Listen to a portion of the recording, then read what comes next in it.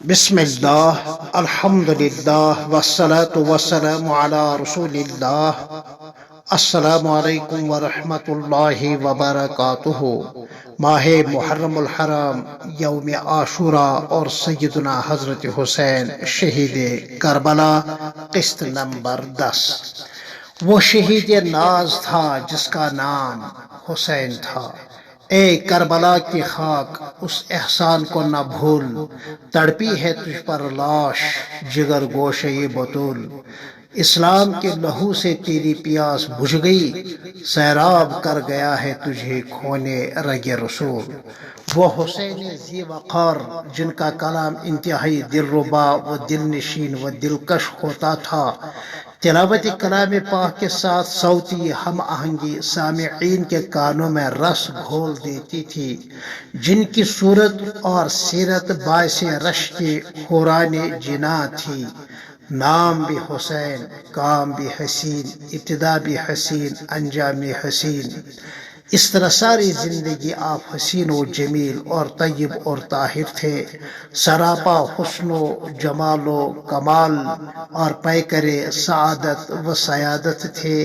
دن بھر جہادی گھوڑے کی پیٹھ پر بیٹھ کر اعدائے اسلام کے خلاف کھم ٹھونک کر سینہ سپر ہوتے تھے، اور رات بھر کھڑے بارگاہ رب کریم میں یا سر بسجود دربار رب عرش عظیم میں۔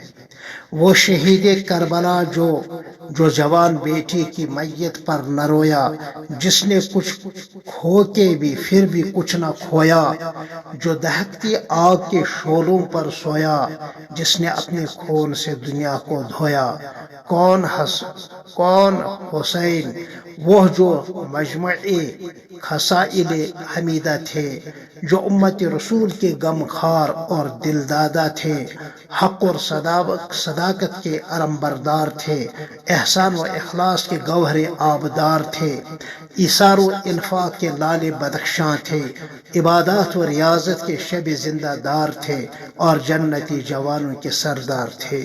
نہ طامع تخت و تاج تھے، نہ غلام باج گزار تھے، شہوت و شہرت سے کوسوں دور تھے، اہل اسلام کے تاجدار اور اہل ایمان کے لیے کلاه افتخار و امتیاز تھے۔ حریص لشکر و سپاہ نہیں تھے، نہ متمنی جہ و جلال تھے، اگرچہ بہت بڑے صاحب کمال و جمال تھے، جن کے رفعت فکر و شعور پر ملائکہ بھی جھوم اٹھتے تھے۔ جی ہاں، ہر گلے را رنگ و بوئے دیگر است۔ وہ حسین جو اہل بیت اطہار کے فرد فرید، خانوادہ سیادت سعادت پناہ کے گلے سر سبد، باغ اسلام کے مالی، کینہ اور کھوٹ سے خالی، بغض و حسد اور حب جاہ و ریاست سے بالکل عاری تھے، جن کا محب صادق جنتی اور مبغض حاسد ناری و خاری ہے۔ سلام اے علی کے نور نظر، سلام۔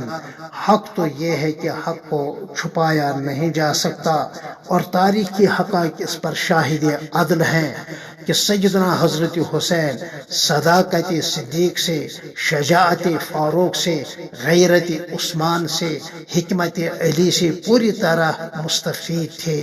ساتھ ہی ساتھ حضرت سعد کی دانش و بینش سے، حضرت طلحہ کی جانثاری سے، حضرت ابن مسعود کی فقہ دانی سے، حضرت ابو ذر غفاری کی تقوی شعاری سے، معاذ بن جبل کی فرائض شناسی سے، بلال کی جفا کشی سے، ابن عباس کی تفسیر دانی سے، ابو ہریرہ دوسی کی حدیث دانی سے، فاطمہ کی انکساری سے، عائشہ کی گریہ زاری سے، حفصہ کی غیرت دینی سے، حمزہ کی دلیری سے، اور حسن کی طلاقت لسانی سے، جیسے اعلیٰ اخلاقی، عملی اور علمی کمالات سے مکمل طور پر آن جناب کا سینہ بے کینہ مستنیر اور روشن تھا، رضی اللہ تعالی عنہ وعنہم وارضاہم اجمعین۔ پھر ملتے ہیں اسی عنوان کے تحت آپ سے قسط نمبر 11 میں، تب تک کے لیے السلام علیکم ورحمۃ اللہ وبرکاتہ۔